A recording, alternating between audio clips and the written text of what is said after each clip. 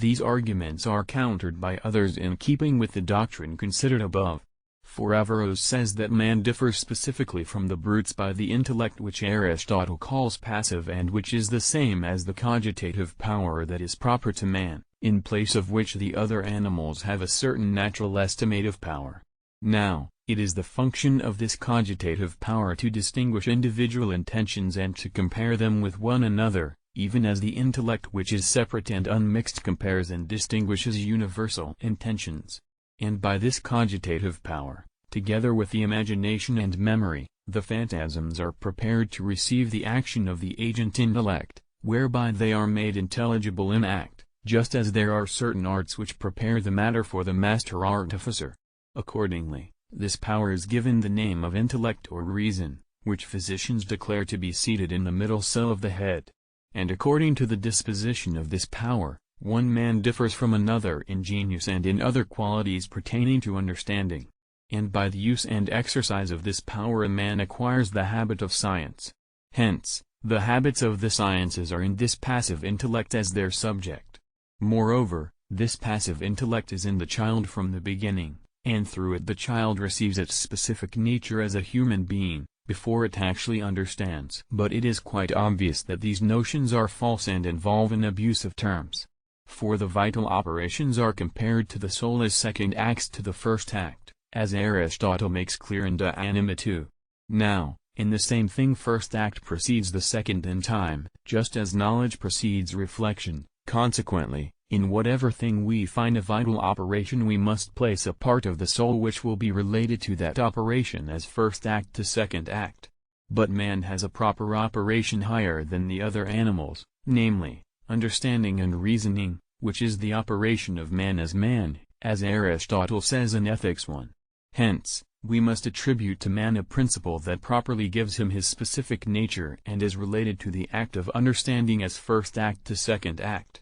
Now, this principle cannot be the aforesaid passive intellect, because the principle of man's proper operation must be impassible and not mixed with the body, as Aristotle proves, whereas, the contrary is clearly true of the passive intellect.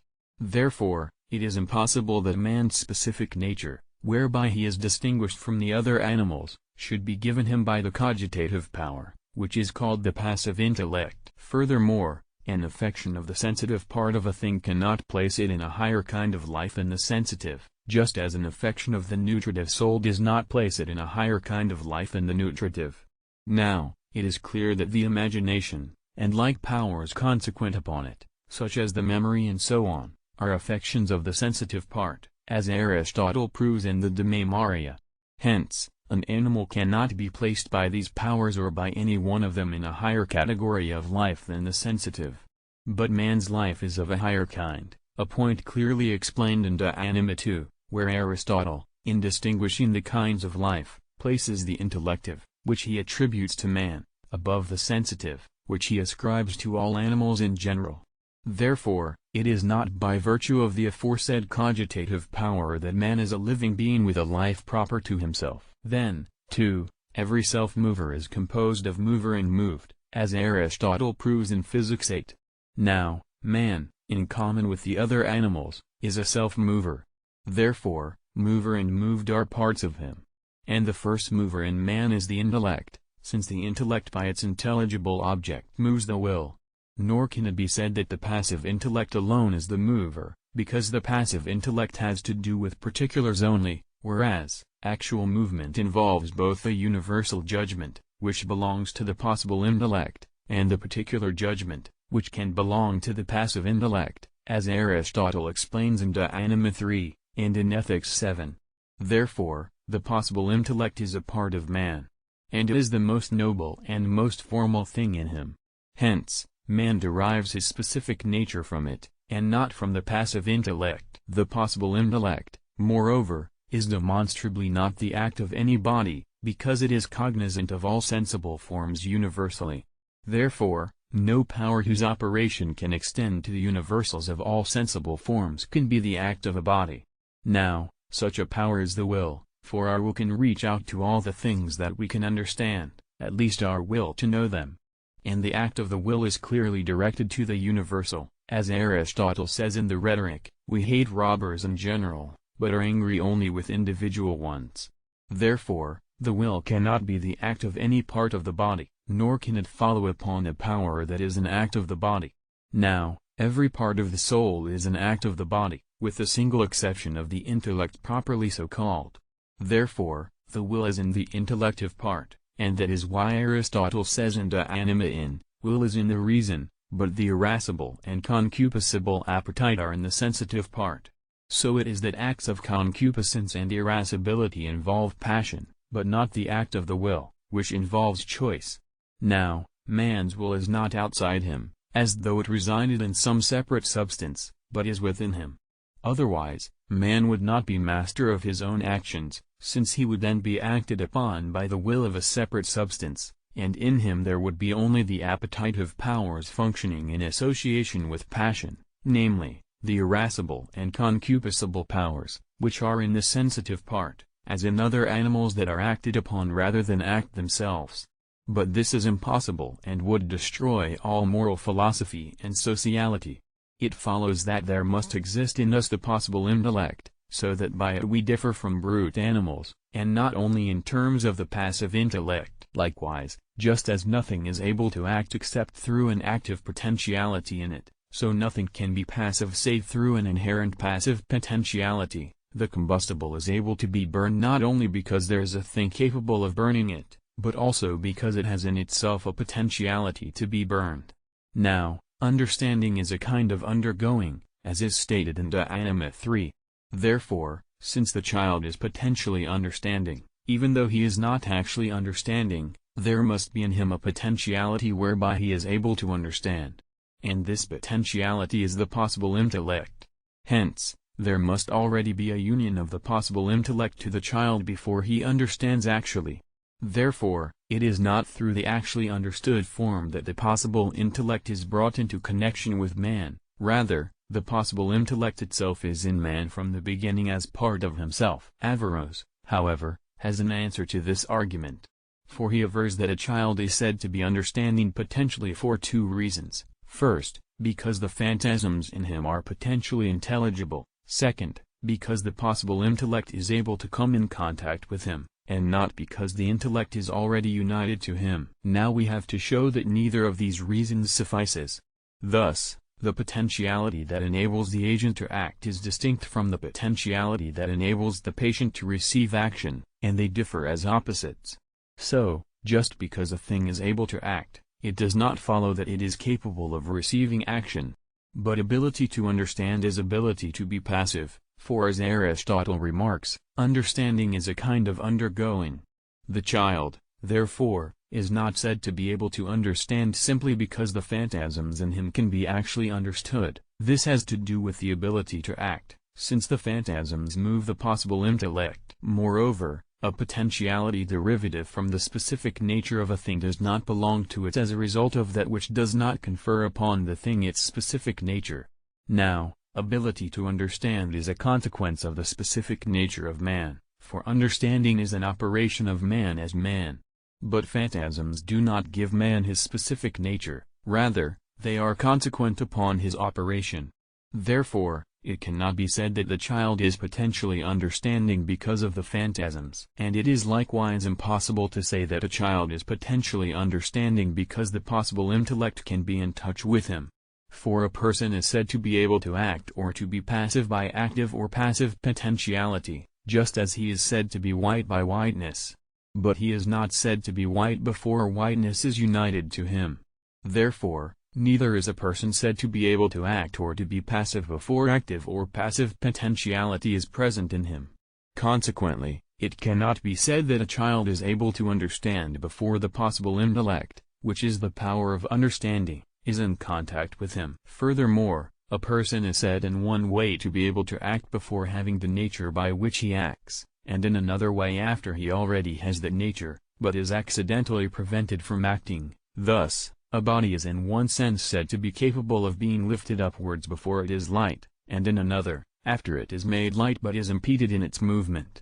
Now, a child is potentially understanding, not as though he has not yet the nature enabling him to understand, but as having an obstacle to understanding, since he is prevented from understanding because of the multiform movements in him, as is said in Physics 7. Hence, he is not said to have the power of understanding because the possible intellect, which is the principle of understanding, can be joined to him, but because it is already in contact with him and is prevented from exercising its proper action, so that, upon the removal of the obstacle, he immediately understands. Likewise, a habit is that by which one acts when he wills. Therefore, a habit and the operation in keeping with it must exist in the same subject.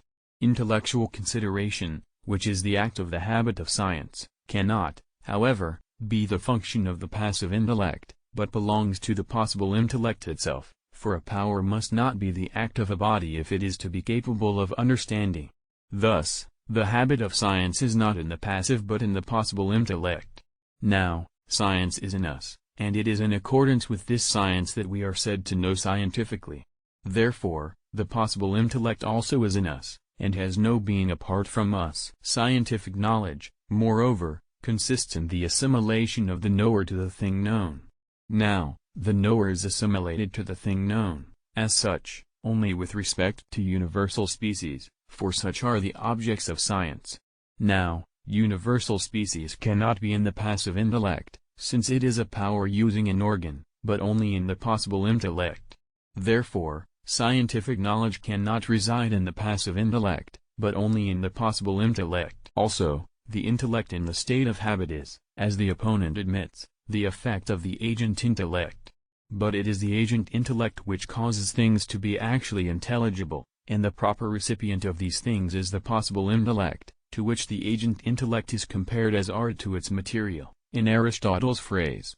Therefore, the intellect and habit, which is the habit of science, must have its locus in the possible, and not in the passive intellect. Then, too, the perfection of a higher substance cannot possibly depend upon a lower substance. Now, the perfection of the possible intellect depends on the operation of man, for it depends on the phantasms, which move the possible intellect. Therefore, the possible intellect is not a higher substance than man. Consequently, it must be part of man as his act and form. Again, things separate and being also have separate operations, because things are for the sake of their operations, as first act for the sake of second act. That is why Aristotle says that, if any operation of the soul does not involve the body, then it is possible for the soul to have a separate existence. But the operation of the possible intellect requires the body, for Aristotle says in De Anima 3 that the intellect can act by itself, namely, it can understand, when it has been actuated by a species abstracted from phantasms, which have no existence apart from the body. Therefore, the possible intellect is not altogether separate from the body. And again, everything naturally endowed with a certain operation has by nature those attributes without which that operation cannot be carried out. Thus, Aristotle proves in De Kilo 2 that if the movement of the stars were progressive, like that of animals, nature would have given them organs of progressive movement. But the operation of the possible intellect is accomplished by bodily organs, in which there must be phantasms. Therefore, nature has united the possible intellect to bodily organs. Consequently, it has no being separate from the body. Furthermore, if the possible intellect had being separate from the body, it would know substances that are separate from matter, rather than sensible forms, because such substances are more intelligible and more conformed to the intellect. But it cannot know substances that are altogether separate from matter, because there are not phantasms of them, and this intellect in no case understands without a phantasm, as Aristotle says in De Anima 3, because the phantasms are to it as sensible objects to the senses, without which objects the sense power is inoperative. Therefore, the possible intellect is not a substance separate from the body and being. In every genus, moreover, the passive potentiality is equal in its scope to that of the correlative active potentiality, and so there does not exist in nature a passive potentiality without a corresponding natural active potentiality. But the agent intellect makes only the phantasms to be intelligible. Therefore, the possible intellect is moved by no other intelligible objects than the species abstracted from the phantasms. And thus, it is unable to understand separate substances. Then, too, the species of sensible things exist in separate substances in an intelligible mode, and it is through those species that such substances have knowledge of sensible things. If, then, the possible intellect understands separate substances, it would in knowing them receive knowledge of sensible things.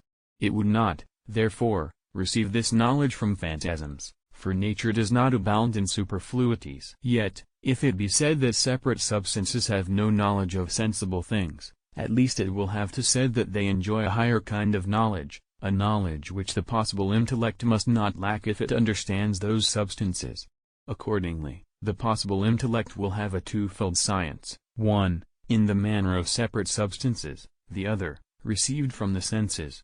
And one of these would be superfluous. The possible intellect, furthermore, is that by which the soul understands, as is said in De Anima 3. Therefore, if the possible intellect understands separate substances, then we also understand them. And this is clearly false, because in relation to them we are as the eye of the owl to the sun, as Aristotle remarks. Now, these arguments are answered as follows, along the lines of the doctrine we have been dealing with. The possible intellect, as the result of being self-subsistent, knows separate substances, and is in potentiality to them as a transparent body to the light. But, so far as the possible intellect is in contact with us, it is from the beginning in potentiality to forms abstracted from phantasms. That is why we do not from the beginning know separate substances by its means. This answer, however, cannot stand. For the possible intellect, according to them, is said to be in contact with us as a result of being perfected by intelligible species abstracted from phantasms. Prior to its contact with us, therefore, the intellect is to be thought of as being in potentiality to these species, so that it is not in potentiality to them by its being in contact with us. Moreover, according to this view the possible intellect would owe not to itself, but to something else, the fact of its being in potentiality to the intelligible species in question. But a thing ought not to be defined in terms of things not belonging to it in itself. Therefore, the definition of the possible intellect is not derived from its being in potentiality to those species, as Aristotle defines it in De Anima 3. Again, the possible intellect cannot understand several things at the same time unless it understands one through another, for a single power is not perfected by several acts at the same time except in keeping with a certain order. Consequently, if the possible intellect understands separate substances, and species abstracted from phantasms, it must either understand the substances through the species or the species through the substances. Now, in neither case it follows that we do not understand separate substances. For, if we understand the natures of sensible things so far as the possible intellect understands them, and the possible intellect knows them through understanding separate substances, then we will understand them in the same way. And this also follows if the converse is true. But this is manifestly false. It remains that the possible intellect does not understand separate substances, and, therefore, it is not a separate substance.